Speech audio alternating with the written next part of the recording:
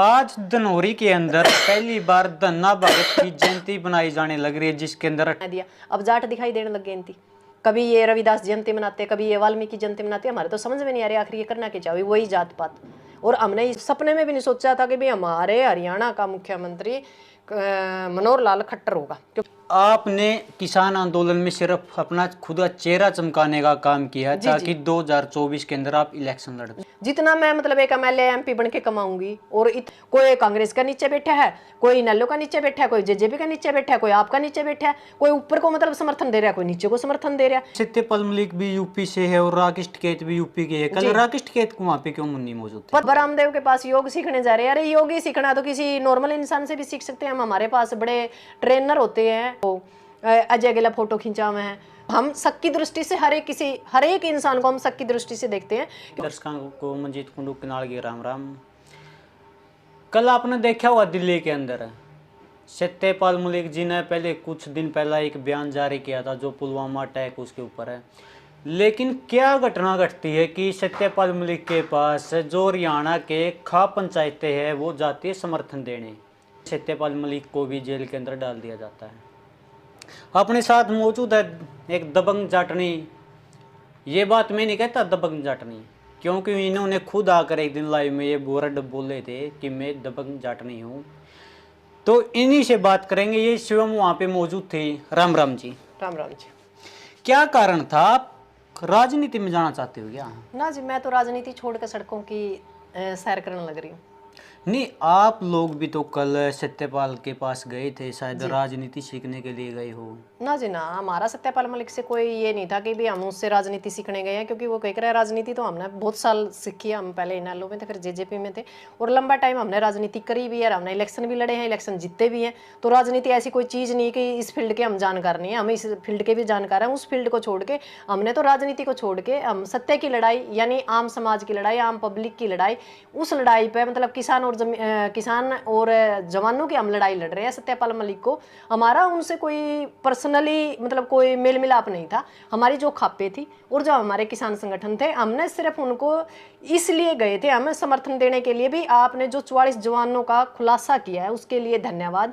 और यदि इस वजह से आपके ऊपर कोई भी सरकार किसी भी तरह की ज्यादती करती है तो आपके साथ किसान संगठन और जो खापे हैं वो आपके साथ तन मन धन से खड़ी रहेंगी। सिर्फ समर्थन देने गए थे, ना कि हम खुद राजनीति करने गए थे, ना अगले को ये कहने गए थे कि आप राजनीति करो हम आपके साथ है। ऐसा कुछ नहीं था।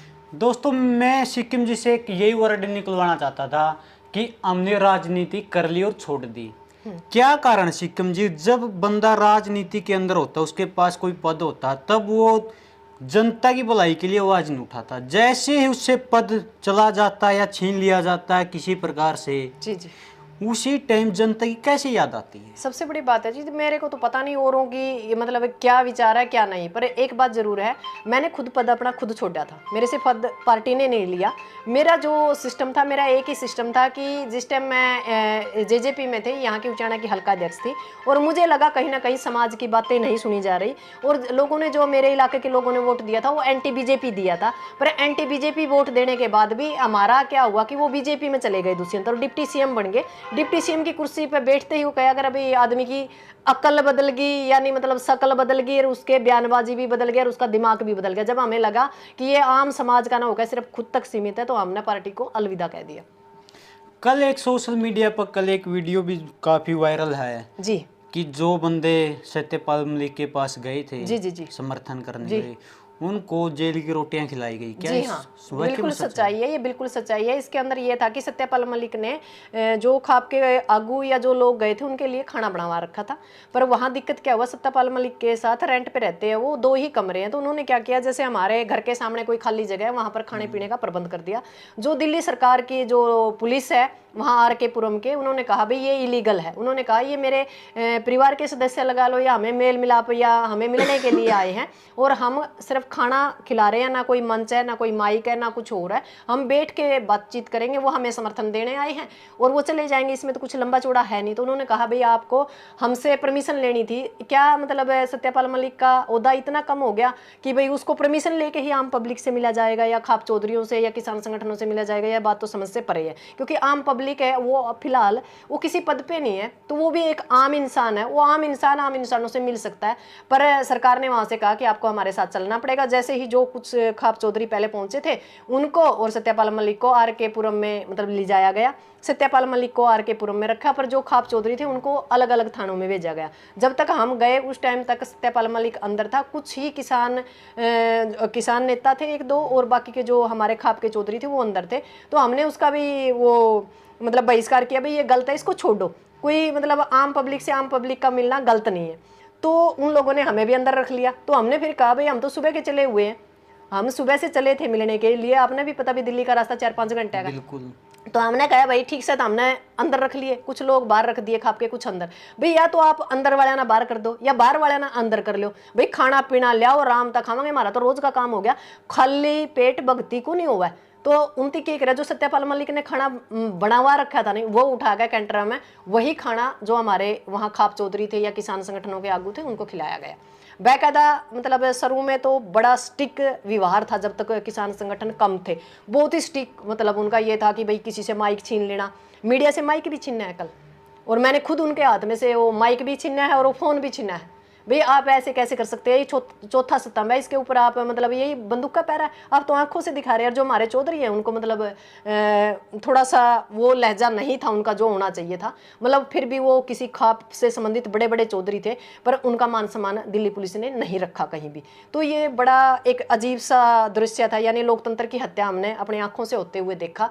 पर इस चीज़ से हमें एक चीज़ जरूर सीख के आई है वहाँ से कि अब कुछ ना कुछ करना पड़ेगा, क्योंकि देश पूरी तरह बिक चुका है। सत्यपाल मलिक भी एक बीजेपी के वर्कर रही है। जी जी।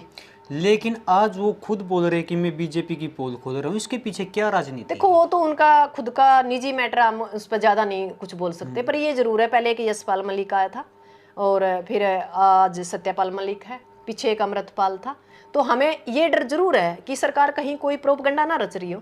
हम अपनी जो आँख कान नाक है वो पूरी तरह खोले हुए हैं और पूरी तरह इस पे निगरानी है कि ऐसा ना हो कि हमें कोई दोबारा से बेच के चला जाए। अब की बार हम बिकने वाले नहीं हैं। हमारा जो किसान संगठन है और जो खापे हैं उनका समर्थन सिर्फ उनको वहाँ तक है कि जो पुलवामा कांड हुआ था, हत्याकांड जो हुआ था, उसके ऊपर यदि सत्यपाल मलिक के ऊपर किसी तरह की कोई दिक्कत आती है तो खापे उनका साथ देंगी, ना कि हम राजनीतिक लेवल पे उनका साथ नहीं देंगे, क्योंकि राजनीति उनका एक अलग मैटर है।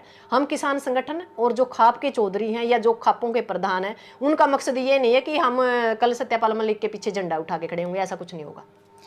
क्या कारण है कि सत्यपाल मलिक भी यूपी से है और राकेश टिकैत भी यूपी के है? कल राकेश टिकैत को वहाँ पे क्यों नहीं मौजूद थे? पता नहीं, वो उनका बयान भी नहीं आया, ये भी एक सोचने का विषय है। हमें तो ये लगता है कि जैसे पहले टिकैत साहब को हाईलाइट किया गया, फिर अब लगता है हमें कहीं राकेश टिकैत इस सरकार के लिए बड़ी समस्या ना बन गया हो, क्योंकि वो थोड़ी सी हाई डोज देना शुरू कर दी ना, तो हो सकता है अब सत्यपाल मलिक को आगे कर रहे हो। तो देखो हम शक की दृष्टि से हर एक इंसान को हम शक की दृष्टि से देखते हैं, क्योंकि लगातार 2.5 साल में हमने उन लोगों को बिकते देखा जिन लोगों को हम सत्य की मूर्ति मानते थे। तो हमारी बड़ी निगरानी है इनकी तरफ।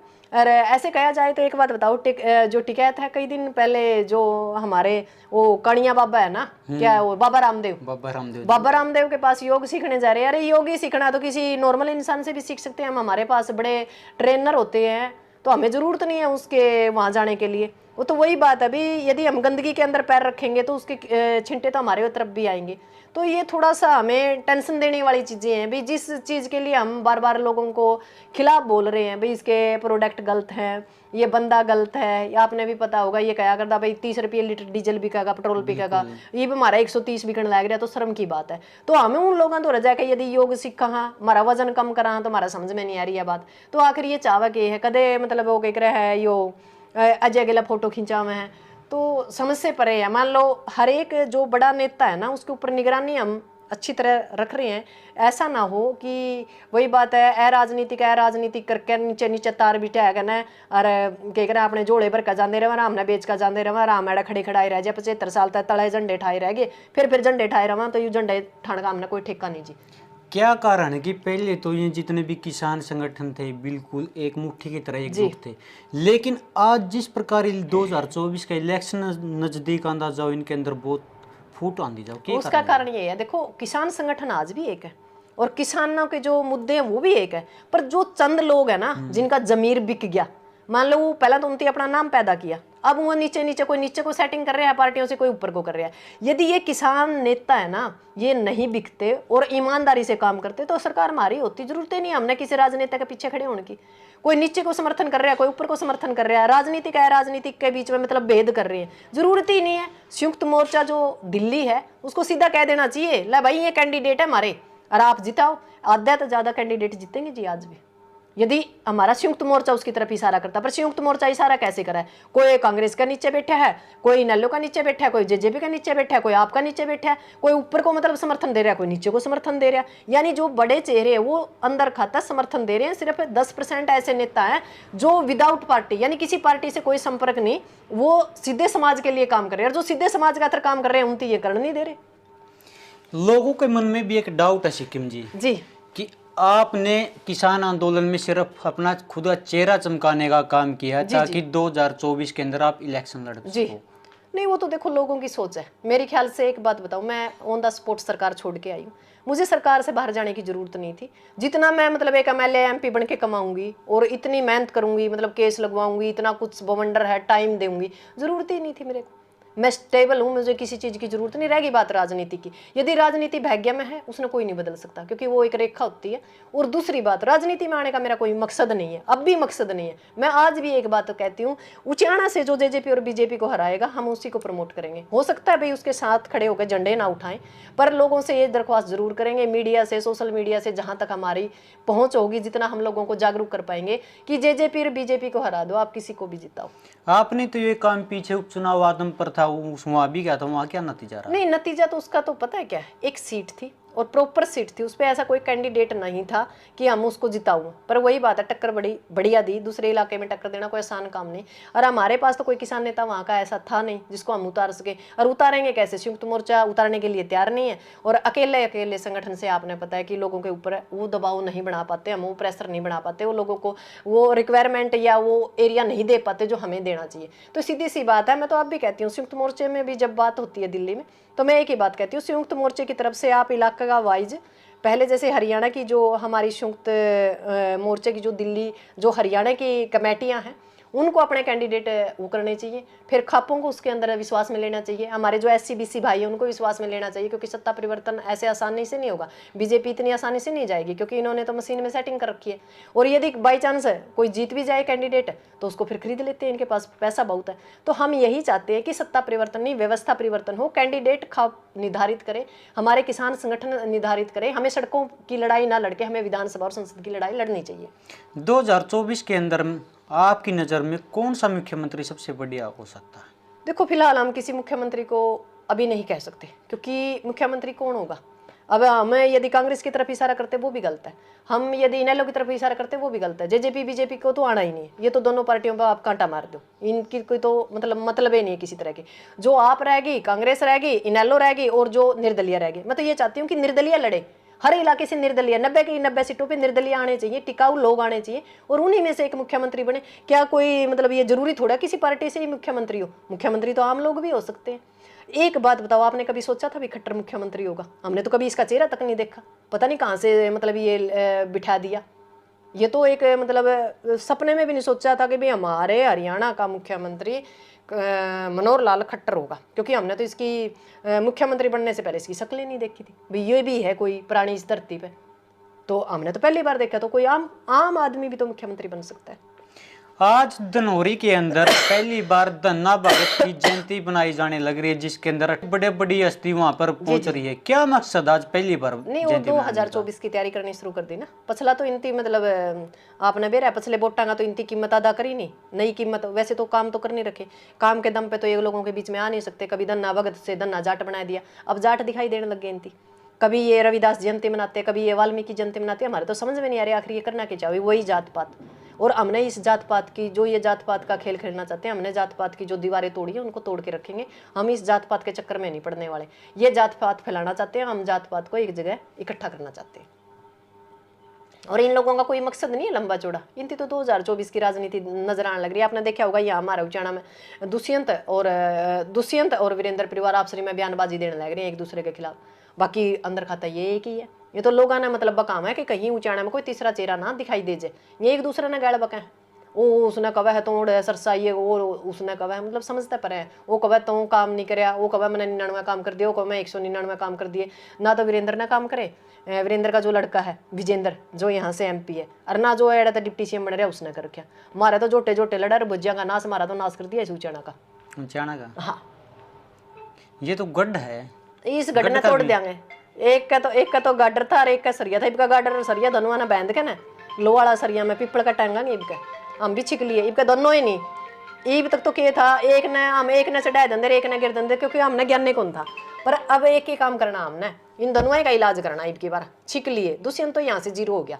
वीरेंद्र का है थोड़ा बहुत जो इसका खुद का सर्कल है वो लंबा टाइम तक टिक नहीं पाओगा, क्योंकि उनकी देख लिया हवा की हो रही है। लेकिन कैंडिडेट कौन आएगा फिर? कैंडिडेट कोई आओ जी, कैंडिडेट तो अभी तो देखो हम क्लियर नहीं कर सकते भी कैंडिडेट कौन आओगा। पर जो भी कैंडिडेट आओगा बढ़िया मजबूत कैंडिडेट आओगा जो इन दोनों को नहीं फिर तो कहीं ना कहीं आपकी भी नहीं ऐसा कुछ है। ना मेरे कोई दिमाग में नहीं है। मैं ये मान के चलो आप 99% इलेक्शन नहीं लड़ूंगी। 1% समाज के हिसाब से, सिर्फ 1%। 99% मेरा कोई मकसद नहीं है, क्योंकि इलेक्शन कहीं ना कहीं 99% गलत साबित हो सकता है और 1% सच साबित हो सकता देखो है। जी होना तो पता नहीं क्या हो जाए, क्योंकि राजनीति और सामाजिक नीति में बहुत कुछ जायज है। और समाज नीति के लिए यदि कुछ ऐसा करना पड़ा तो कोई लंबी चौड़ी बात नहीं। पर ये नहीं है कि मैं खुद उठ के फार्म नहीं भरूंगी, ये बात आप लिख के रखो। यदि मेरे को समाज ये कहता है भी आप आगे आओ तो मैं फार्म भरूंगी। यदि मुझे ये लगा कि समाज का ध्यान नहीं है, समाज किसी और को ये चाहता है कि भी ये बंदा उचाना से लड़े, जो इन दोनों लोगों को हराएगा हम उसको मजबूती देंगे। फिर 2024 को लेकर आप दर्शकों से क्या अपील करना चाहोगे? मैं 2024 में दर्शकों से एक ही अपील करना चाहूँगी कि जो हमारी खापे हैं, जो हमारे किसान संगठन है या हमारे जो और अन्य संगठन है, इनको एक मंच पे आना पड़ेगा। जो एक तिरंगा है, तिरंगा के नीचे सभी जो भी किसान संगठन है या जो भी हमारी पार्टियां हैं जो आज विपक्ष में हैं, उन लोगों को सबको तिरंगे के नीचे अपने झंडे लगा के अपने सारे मुद्दों को इकट्ठा करके और उन मुद्दों को इकट्ठा करके बैठ के डिस्कस करके इसको सत्ता से उखाड़ फेंकना है बीजेपी को। तो हमें सभी को एक मंच पे आना होगा। और मेरी आम लोगों से हाथ जोड़कर विनती है कि अब की बार हमें लोकतंत्र में सिर्फ एक वोट का अधिकार मिला है। इस वोट के अधिकार को आप सही जगह इस्तेमाल करिए और सही इंसान के लिए इस्तेमाल करिए, ताकि हमारा विधानसभा और संसद के ऊपर कब्जा हो और हमारा कागज और कलम के ऊपर कब्जा हो, ताकि घर की बहिर काका लिखनिया। दोस्तों, आप सबने डॉक्टर सिक्किम जो उचाना हल्का से बिलोंग करती है, आज इस हस्ती को कौन नहीं जानता जिसने किसान आंदोलन में काफ़ी ऐसी लड़ाइयाँ लड़ी और आज भी उचाना के अंदर ये लड़ रही है। तो मिलते हैं कुछ ऐसी नई जानकारी के साथ, तब तक के लिए बने रहे। जय जवान जय किसान।